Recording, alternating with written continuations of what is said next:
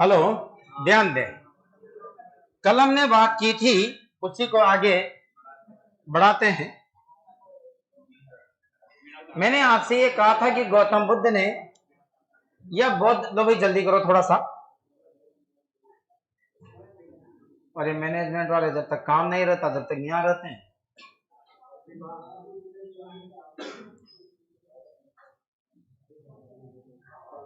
हमने कहा था बौद्ध धर्म में अष्टांगिक मार्ग का होना, बौद्ध धर्म में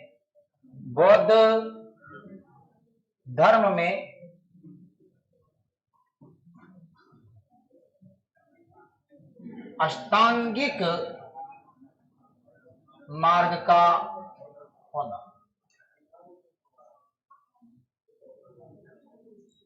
हमने कहा था कि बौद्ध धर्म में अष्टांगिक मार्ग थे, 8 रास्ते बताए थे, और 8 रास्तों को समझाने के लिए वीणा के तार का उदाहरण दिया था। हाँ या ना? नीचे उसी के एक और स्टार डाल के लिख दो, बौद्ध धर्म में मध्यम मार्ग का होना।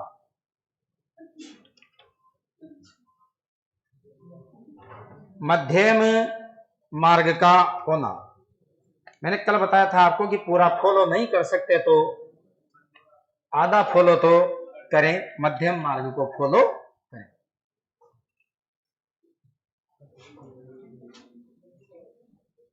लिखा अगला स्थान,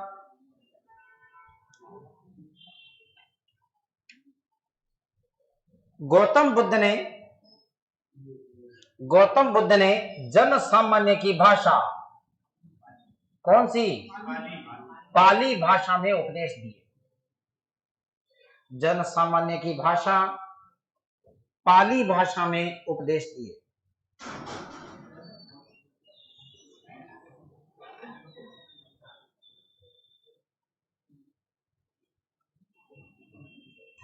लिखा, ध्यान दें, जबकि मैंने आपसे ये कहा था कि महावीर स्वामी ने अपने उपदेश प्राकृत भाषा में दिए थे। वैसे तो जितने भी कंफ्यूजन क्वेश्चन में बार बार क्या करवा दूंगा, उन्हें रिपीट करवा दूंगा, पर आप लोग भी 2-5-8 दिन में एक बार नोट्सों को क्या कर लिया करो, रिपीट कर लिया करो। याद रखना, गौतम बुद्ध ने अपने उपदेश कौन सी भाषा में दिए? जन सामान्य की, आम पब्लिक की जो भाषा थी वो कौन सी थी? पाली थी, उसी में उपदेश दिए। अगला स्थान, गौतम बुद्ध ने ईश्वर और आत्मा के स्वरूप को लेकर, ईश्वर और आत्मा के स्वरूप को लेकर मौन धारण करके रखा। मौन धारण करके रखा।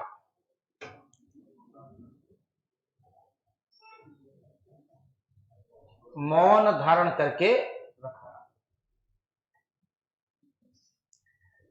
मतलब अगर गौतम बुद्ध से ईश्वर और आत्मा के लिए कुछ पूछा जाता था तो वो कोई जवाब नहीं देते थे। अगला स्टार, गौतम बुद्ध भी वेद और ब्राह्मण धर्म का विरोध करते थे।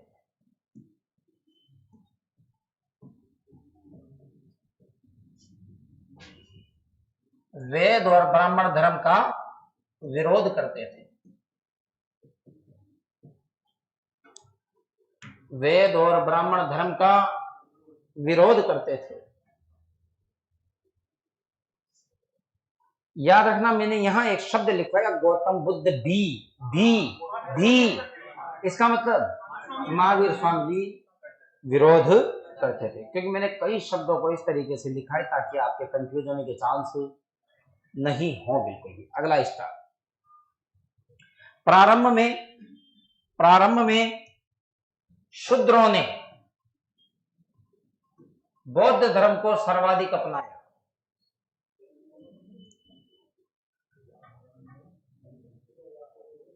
प्रारंभ में शूद्रों ने,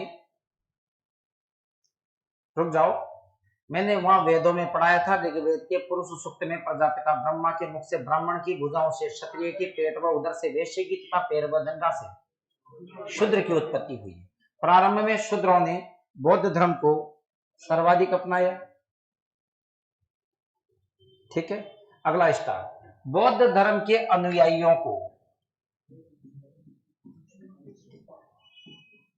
भिक्षुक और भिक्षुणी कहा जाता है। भिक्षुक और भिक्षुणी कहा जाता है। बौद्ध धर्म के अनुयायियों को, जो इनके भक्त होते थे, अनुयायियों को मतलब जो बौद्ध धर्म को फॉलो करते हैं, वो क्या कहलाते हैं? भिक्षुक और भिक्षुणी। जबकि देखो, वेरी गुड, जैन धर्म में महावीर स्वामी के अनुयायी श्रावक और श्राविका। माफ कीजिएगा, आज मैं जब आ रहा था तो मेरी इच्छा हुई थी, मैंने कहा 4-5 कचौरियां ले चलता हूं, तो किसी भी बच्चे ने जवाब दिया तो उसको अतवा दे दूंगा एक। निश्चिंत रहो, विषय ये नहीं है, विषय ये है कि वो 3-4-5 को ही मिलनी चाहिए। तो हर बच्चे के मन में एक प्रश्न तो आना चाहिए, खास आपको भी नंबर। बाकी विषय ये भी नहीं है कि 150 बच्चों में एक एक कचौरी खिला देंगे तो कोई कुछ बिगड़ जाएगा, पर फिर वो सारे के लिए क्या हो जाएगी? बराबर हो जाएगी। अब आप में से कहेंगे सर आने दो, अपनी औकात का परिचय तो दो, एक क्या दो चलो ना, वो लेवल तो मेंटेन करके चलो, एक क्या दो चलो, रोजाना ही चलाओ, कोई दिक्कत नहीं। क्योंकि एक बात बताओ, अगर इतने बच्चों का रिजल्ट देने के लिए अगर रोज की 3 कचौरी, 4 कचौरी, 5 कचौरी आ जाए तो कोई बड़ा विषय नहीं है दोस्त, इसलिए इतनी छोटी बात कर दी क्या यार तुम। नेक्स्ट, अगला इसका, अगला स्टार, गौतमी के कारण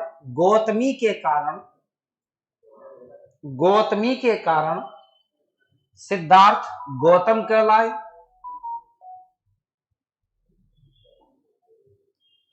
गौतमी के कारण, याद करो गौतमी कौन थी? मौसी। गौतमी के कारण सिद्धार्थ गौतम कहलाए, और सर्वोच्च ज्ञान बोधित्व के कारण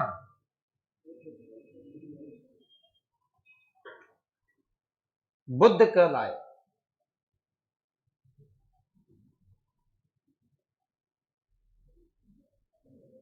ठीक, याद रखना, गौतम बुद्ध का बचपन में लालन पालन इनकी मौसी विमाता गौतमी ने किया था, इसलिए तो सिद्धार्थ गौतम बने, और सर्वोच्च ज्ञान बोधित्व को प्राप्त करने के बाद बुद्ध बने, इसलिए सिद्धार्थ का नाम ही गौतम बुद्ध रहा है। Clear matter?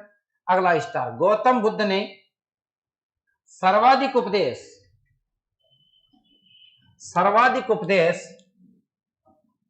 श्रावस्ती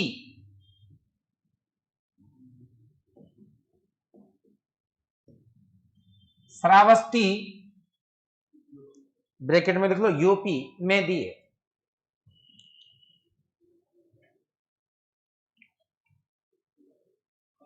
श्रावस्ती कहां पर? यूपी में दिए। याद रखना, रुक जाओ, जबकि गौतम बुद्ध ने अपना प्रथम धार्मिक उपदेश सारनाथ यूपी में दिया था। याद रखना, गौतम बुद्ध ने अपना प्रथम धार्मिक उपदेश सारनाथ में दिया था, जबकि सर्वाधिक धार्मिक उपदेश श्रावस्ती में सबसे ज्यादा क्यों दिया? तो कारण जान लो, इन महात्माओं में ये एक सिस्टम चलता है, आज भी चलता है, अगर आपको याद हो तो। ये 4 महीने चौमासा कहीं नहीं जाते, एक ही जगह क्या रहते हैं, फिर परमानेंट 4 महीने वही निकालते हैं।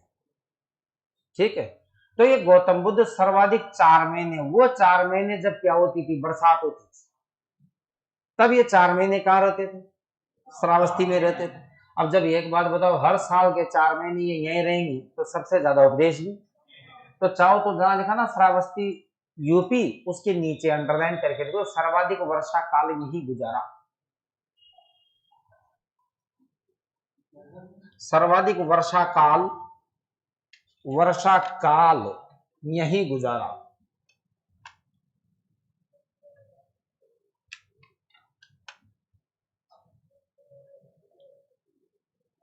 सर्वाधिक वर्षा काल यही गुजारा, मतलब ज्यादातर बरसात के दिनों में कहाँ रहते थे, श्रावस्ती। अब यहाँ कुछ बातें ऐसी है जिन्हें आप समझोगे तो अच्छे से समझ में आई। एक वैशाली एक जगह है, वैशाली, और वहां की एक नगर वधु थी, नगर वधु। अब नगर वधु आप अच्छे से समझते हैं, नगर वधु थी, क्या हो गया। अब नगर वधु थी, वह भी बाद में क्या कर गई थी, बौद्ध भिक्षुणी बन गई थी। जबकि इसके पीछे के कई सारी कथाएं, कई सारी बातें हैं, वो सब बातों में से क्या सच है क्या गलत है, पर एक सही बात है जो मैं डायरेक्ट ऐसे समझा दूं आपको समझना। अगर कोई गलत रास्ते को छोड़कर सही रास्ते पर आ रहा है, गंदे काम को छोड़कर सही काम कर रहा है, तो हम सोचेंगे ये क्या कर गया, सुधर गया। तो लिख लो, वैशाली की नगर वधु, वैशाली बिहार में है, वैशाली की नगर वधु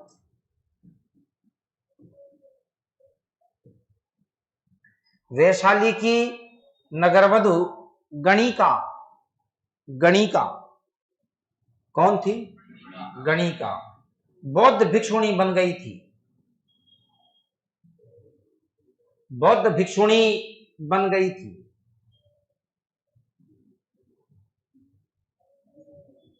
बौद्ध भिक्षुणी बन गई थी। तो याद रखना, जो वैशाली की नगरवधु थी कौन, गणिका, वो भी क्या कर गई थी, बाद में बौद्ध भिक्षुणी बन गई थी। क्लियर। एक चीज और, थोड़ी बात को और समझना। कहा जाता है, ऐसी भी एक कहानी कहती है कि गौतम बुद्ध ने ऐसे कई प्रश्न किए थे जिनके कोई जवाब नहीं थे। या हम किसी के बारे में ये कह सकते हैं कि यार ये तो आदमी ऐसा है जो कभी सुधरेगा ही नहीं। लेकिन गौतम बुद्ध ने ऐसे व्यक्तियों को भी सुधार दिया। जैसे मैं एक उदाहरण देना चाहूंगा, मैंने किसी से कहा, बात को समझना बहुत बारीकी से, कि मैं किसी धर्म की बात नहीं कर रहा हूं, आप बात समझना। मैंने किसी से कहा कि तू ये गंदा काम मत कर, और सामने वाले ने मेरे से जवाब ये दे दिया कि मैं इस काम को नहीं छोड़ सकती, मैं इस काम को नहीं छोड़ सकती। तो गौतम बुद्ध ने कहा तुम्हें ये काम तो छोड़ना ही पड़ेगा। अब यहां से साइकोलॉजी को समझने का प्रयास करना। फॉर एग्जाम्पल, मैं कह रहा हूं कि तुम इस काम को छोड़ दो, और वह कह रही है कि मैं इस काम को नहीं छोड़ सकती। मैं कह रहा हूं कि मैं तुम्हारे घर पे आके समझाऊंगा, तो सामने से जवाब आता है कि मेरे घर पर जो आता है ना, वो बाहर जब निकलता है तो उसका मुंह स्वतः ही काला हो जाता है, ये गरी ऐसा है। आप समझ गए भावना। गौतम बुद्ध ने जवाब का जवाब था, जैसे मैं कह रहा हूं, हाँ कोई दिक्कत नहीं है, तो भी मैं आऊंगा, क्योंकि सही बात तो ये है ना कि अगर मैं सही हूं तो सब कुछ। उधर सामने वाली ये सोच के बैठी थी कि मैं तुम्हें इससे पहले ही ऐसी कोई चीज खिला दूंगी जिसमें जहर होगा और तुम क्या कर जाओगे, मर जाओगे। पर एक सच्चाई ये भी है, ऐसा कुछ भी नहीं था। जो कड़वा सच है वो जान लें। एक औरत थी, एक लड़की थी जिसका नाम था सुजाता। क्या नाम था, सुजाता। और गौतम बुद्ध ने इसके यहाँ भी क्या की थी, खीर खाई थी। तो लिख लो, गौतम बुद्ध ने सुजाता के यहाँ खीर खाई थी। बाकी तो फिर जितनी कहेंगे उतनी कम है, क्योंकि अच्छा धर्म है, उस जमाने के हिसाब से।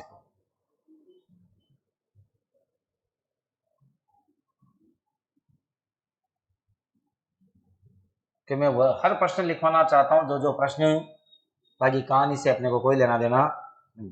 तो याद रखना, मैंने कहा गणिका बाद में क्या कर गई थी, बौद्ध भिक्षुणी बन गई थी, जो कि वैशाली की नगरवधु थी। दूसरा मैंने कहा कि सुजाता क्या इन्होंने क्या की थी, खीर खाई थी। अच्छा, एक और स्टार लिखना, गौतम बुद्ध का प्रधान शिष्य उपाली था।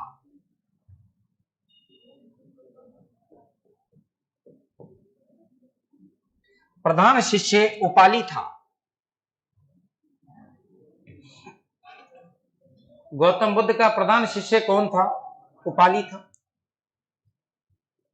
यह बड़ा कंफ्यूज करता है।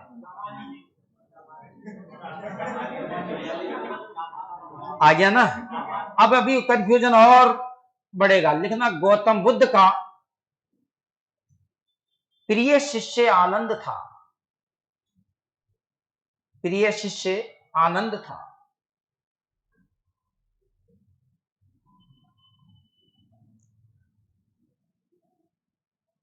अब बात सुनना, अगर पूछे प्रधान शिष्य उपाली और अगर पूछे प्रिय शिष्य आनंद, अब ये क्या होते हैं, ऑप्शन में उपाली भी आ जाता है, आनंद भी आ जाता है और वो जामाली भी आ जाता है। हाँ बिल्कुल, महावीर स्वामी का। तो फिर हमारे कंफ्यूजन होने का थोड़ा चांस भी ज्यादा हो जाए। अच्छा, एक बात और याद रखना, जहां लिखा आनंद, इससे पहले क्या होता था, इधर देखना, जो गौतम बुद्ध का संघ होता था, उस संघ में महिलाओं को परमिशन नहीं थी। पर इस आनंद ने ही कहा था कि महिलाओं को भी क्या दे देनी चाहिए, परमिशन दे देनी चाहिए। तो जहां लिखा आनंद, उसके नीचे लिख लो, के कहने पर महिलाओं को संघ में प्रवेश दिया गया। के कहने पर, आपके पास मैनेजमेंट के फोन नंबर है क्या, है किसी के, फोन लगाना देखें। के कहने पर महिलाओं को संघ में प्रवेश दिया।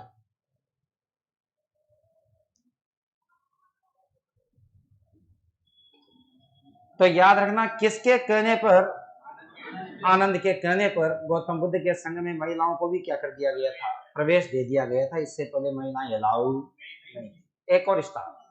अब कुछ प्रश्न ऐसे भी हैं जो आप अच्छे से समझोगे, नीचे अलग से स्टार डाल के लिखना, हाथी या सफेद हाथी। हाथी या सफेद हाथी।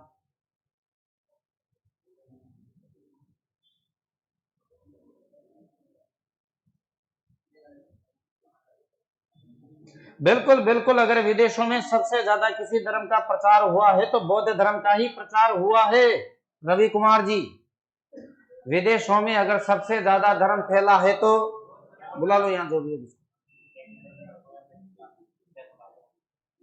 सब विदेशों में अगर सबसे ज्यादा, रवि कुमार जी, सबसे ज्यादा अगर धर्म फैला है तो बौद्ध धर्म फैला है, क्योंकि इसके पीछे का एक कारण है। एक तो इसकी जो भाषा शुरू में चुनी गई, वो भाषा कौन सी भाषा थी, आम पब्लिक की भाषा, इसलिए अच्छे सबके समझ में आई। और दूसरी चीज, एक कॉमन सेंस की बात है कि साधु सन्यासी बनने में कुछ तो स्पेशल था, अन्यथा राजा का इकलौता बेटा कभी साधु नहीं बनता। और आप जब इतिहास उठाकर देखते हो तो आपको और जगह यही मिलता है। भगवान श्री राम भी राजा दशरथ के पुत्र थे, महावीर स्वामी भी राजा के पुत्र थे, जांत्री कुल के मुखिया थे इनके पिताजी, और गौतम बुद्ध के पिताजी भी शाक्य वंश के मुखिया थे। अगला स्टार, क्या लिखा आपने, हाथी या सफेद हाथी। सामने लिख दो, भगवान बुद्ध के गर्भस्थ होने का प्रतीक। भगवान बुद्ध के गर्भस्थ होने का प्रतीक। भगवान बुद्ध के गर्भस्थ होने का प्रतीक, मतलब गौतम बुद्ध कहां पर हैं, गर्भ में। इस बात का प्रतीक क्या है, हाथी या सफेद हाथी। तो क्वेश्चन सुने, हाथी या सफेद हाथी बौद्ध धर्म में क्या बताता है। तो याद रखना कि गर्भ में गौतम बुद्ध है, इस बात को बताने के लिए कौन सा प्रतीक काम में लिया जाएगा, हाथी या सफेद। एक और लिखो, सांड या कमल। सांड या कमल। सामने लिख दो। इसमें कौन सी क्लास चल रही है देखो तो।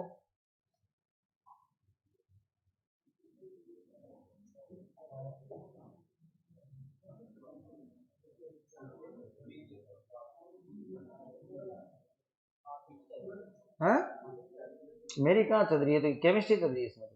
ये है ना लाइव ही चल रही है, बस जो नीचे स्क्रॉल होता है ना अपना लाइव चल रही है।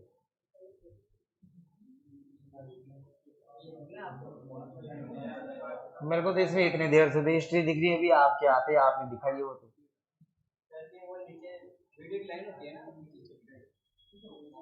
अभी लाइव में दिख क्या रही थी, फिर ये मेरे को ये क्यों दिख रहे हैं उठपटा।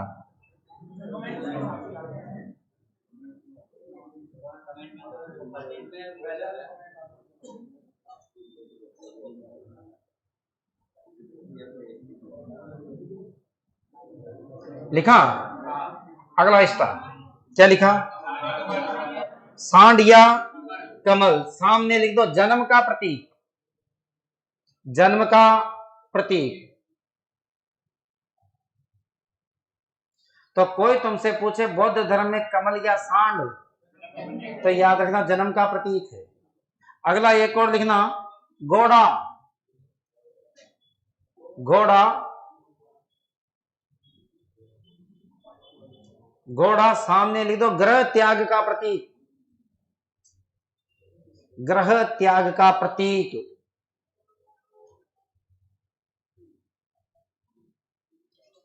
ग्रह त्याग का प्रतीक, तो याद रखना घर जो घर छोड़ा उसका प्रतीक क्या था, घोड़ा था। अच्छा घोड़े का कोई नाम पूछे तो घोड़े के नीचे अंडरलाइन करके लिखो नाम कंथक, नाम क्या था इसका,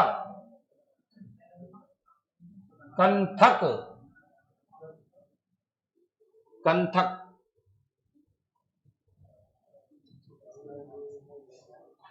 ठीक है क्वेश्चन देखना आप, बौद्ध धर्म में पीपल का वृक्ष क्या है, नीचे लिख लो, नीचे लिख लो बोधि वृक्ष या पीपल का वृक्ष।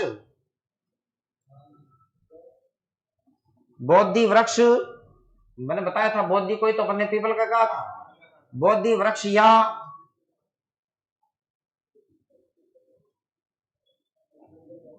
बोधि वृक्ष या पीपल का वृक्ष।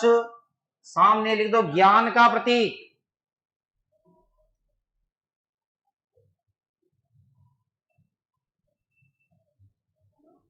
ज्ञान का प्रतीक। अगला लिखो पद चिन्ह, पद चिन्ह सामने लिख दो निर्वाण का प्रतीक, निर्वाण मोक्ष, नरक पगलिया, निर्वाण का प्रतीक।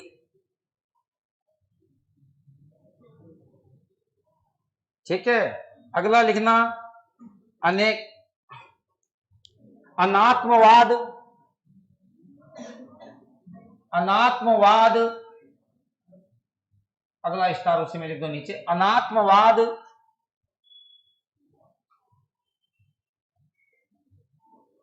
लिखा, जहां लिखा उसी के नीचे लिख लो नित्य आत्मा को स्वीकार न करना, नित्य आत्मा को स्वीकार न करना,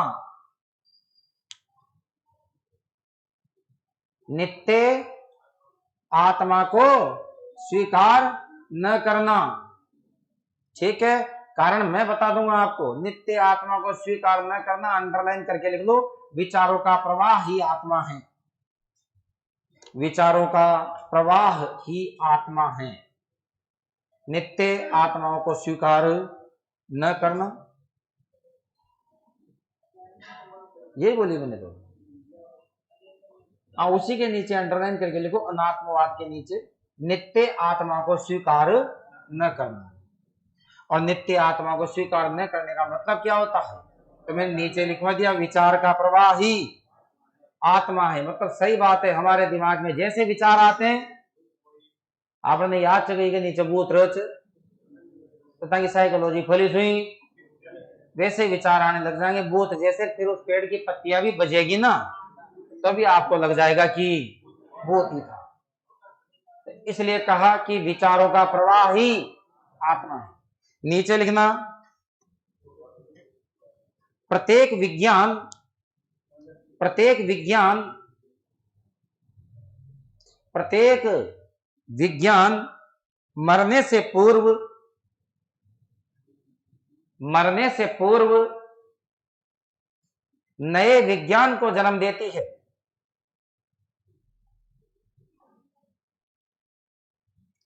नए विज्ञान को जन्म देती है।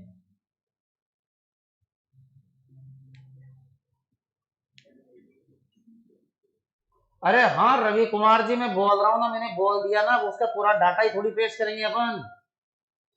बिल्कुल कि सबसे ज्यादा सर्वाधिक अगर कोई धर्म फैला है तो बौद्ध धर्म फैला है। अब आप कह रहे हो शायद पूरी दुनिया में 2 अरब है, पूरी जनसंख्या का 33% है, तो कोई बात नहीं है।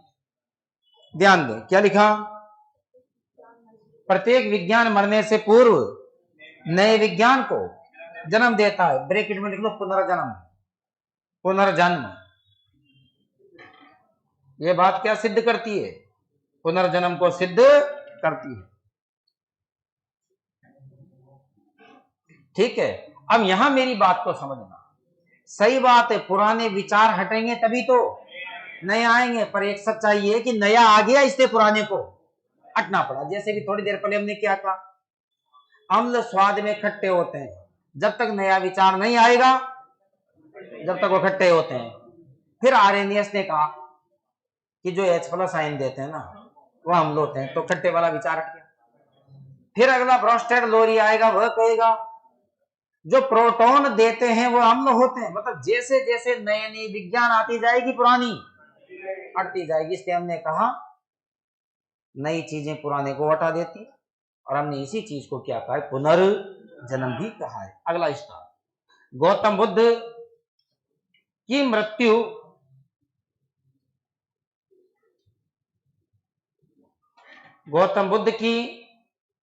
मृत्यु के पश्चात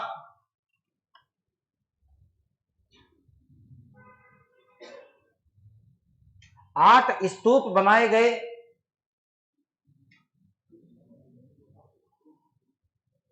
8 स्तूप, पिरामिड,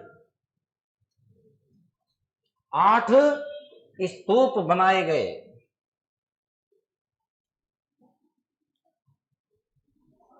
8 स्तूप बनाए गए। एक प्रश्न ये भी है, स्तूपों का संबंध किससे है? मृत्यु से, मृत्यु से। पिरामिड को तो स्तूप बोलते ही,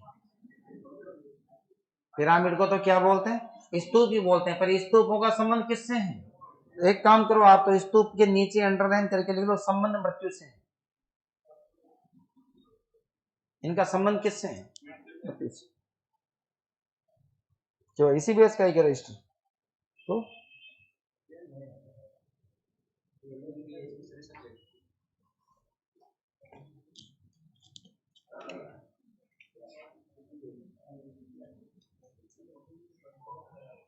होगा जिसका होगा।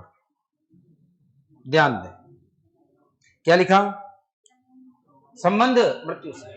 अच्छा, जहां लिखा ना उसी के नीचे लिख लो 8 स्तूप बनाए गए ना, इसलिए नीचे लिख लो प्रतीक 8 तीलियों वाला चक्र। प्रतीक क्या है? 8 तीलियों वाला चक्र। 8 तीलियों वाला चक्र, जिसमें कितनी तीलियां हो? 8 तीलियां। देखा, अगला स्टार, मृत्यु के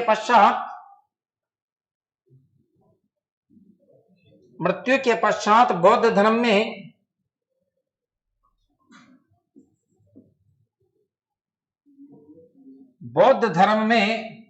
त्रिरत्नों को शामिल किया गया।